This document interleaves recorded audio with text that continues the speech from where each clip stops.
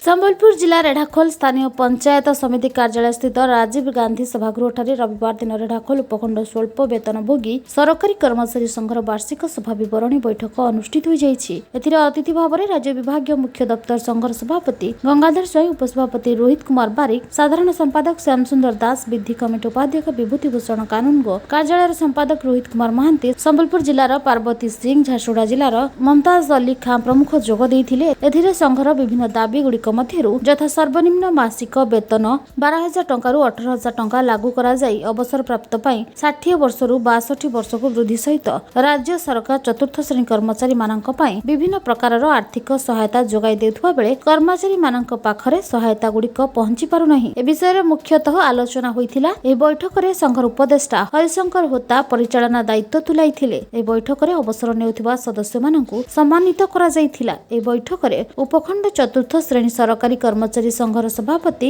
अजय बेहरा, संपादक नीलमाधव मुंडा, भास्कर प्रधान प्रमुखों समेत अन्य सदस्य माने उपस्थित रहिथिले। गंगाधर स्वाई ओडिशा विभाग मुख्य दप्तर स्वल्पवेतनभोगी सरकारी कर्मचारी संघर सभापति।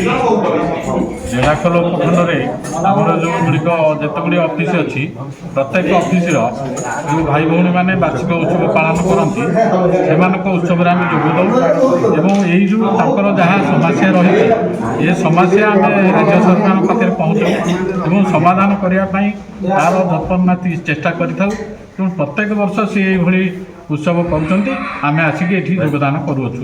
आम संघ तरफ साधारण संपादक, उपसभापति, कार्यालय संपादक तथा आम विधि कमिटी अध्यक्ष एठारे उपस्थित रही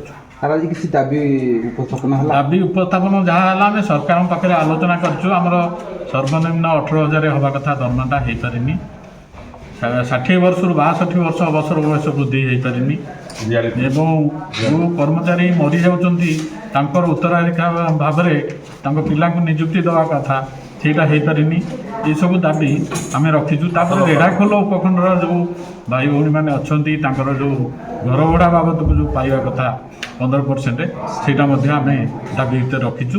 तेणु सरकार को आम जन कि कर्मचारी आमर जो पोशाक भत्ता सरकार देते वर्ष को 2,000 एवं धुलाई भत्ता प्रति मासरे 200 टंका देना। तेणु आम से विषय उपरिस्थ अधिकारी को जनइबू जो ऑफिस रे पाई ना तार पाइबा व्यवस्था कर। श्री हरिशंकर होता रेढ़ाखोल स्वल्प वेतनभोगी सरकारी कर्मचारी पूर्वतन सभापति एवं एवं अच्छी मो परामर्शदाता कमिटीर परामर्शदाता दायित्व अच्छी।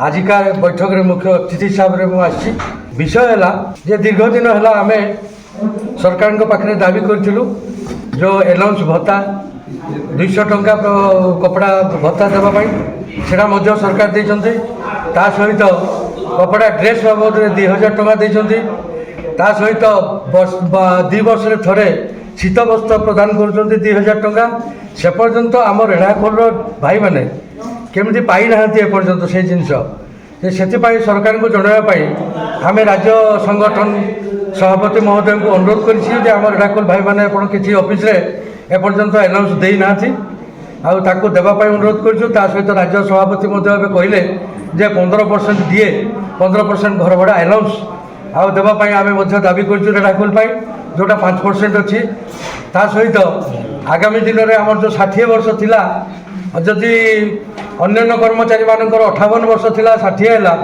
आम सरकारी कर्मचारी फर्स्ट डी कर्मचारी कहीं 2 वर्ष बढ़नी 60 हेनी से 62 हेनी से आम आज प्रस्ताव रखीचु ये आउ सरकार को जनइबू। सरकार को जनइला पुणी जदि आम कथा न शुणवे आगामी दिन में पुणी आम आंदोलन रेढ़ाखोल रश्मिरंजन खड़ीरत्न रिपोर्ट कामयाब टीवी।